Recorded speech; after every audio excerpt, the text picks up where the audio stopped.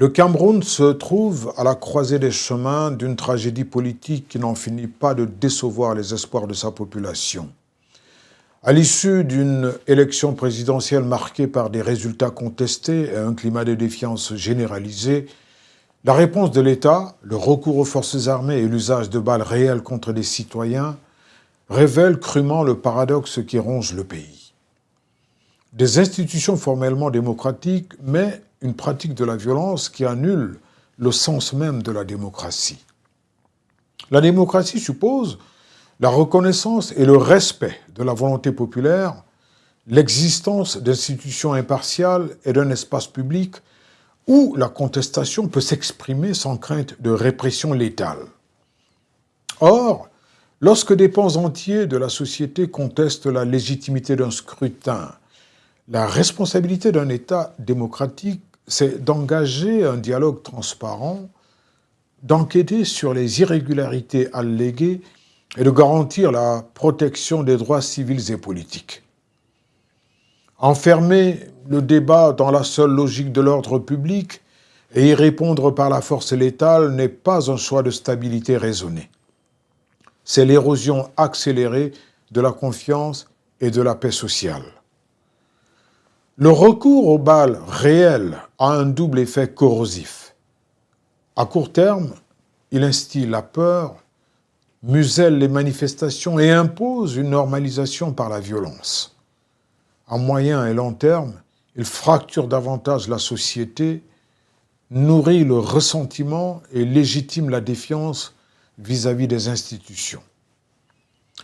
Les blessures physiques et psychologiques laissées par ces interventions militaires se traduisent souvent par des cycles de radicalisation, d'opposition clandestine et d'exclusion politique qui rendent toute sortie démocratique encore plus difficile.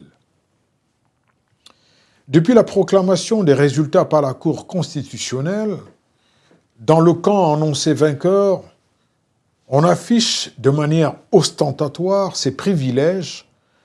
On s'enivre de ne pas avoir à rendre compte.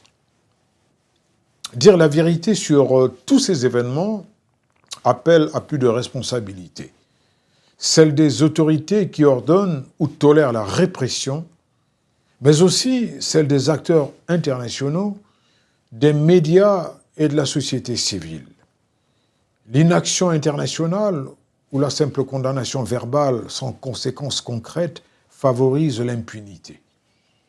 Les médias et les organisations de défense des droits humains jouent ici un rôle crucial pour documenter, rendre compte et maintenir la pression pour que des enquêtes indépendantes et des réparations se fassent. Le Cameroun a pourtant les ressources civiles et morales pour dépasser ce cycle.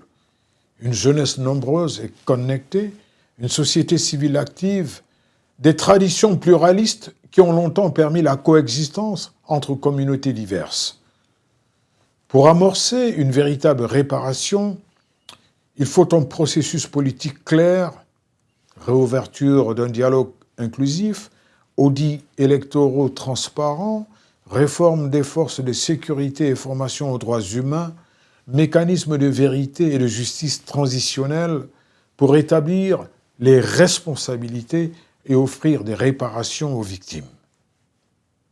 Enfin, la légitimité d'un État ne repose pas seulement sur la capacité à maintenir l'ordre, mais sur sa capacité à gouverner avec consentement.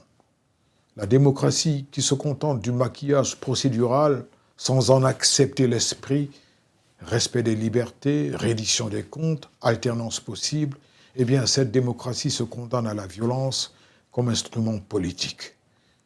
Le paradoxe camerounais, si rien n'est fait, risque de durer. Une démocratie de papier face à une réalité gouvernée par l'arme et la peur. Rompre ce cercle exige du courage politique, des garanties internationales, la mobilisation d'une société civile déterminée à revendiquer la dignité et les droits de tous.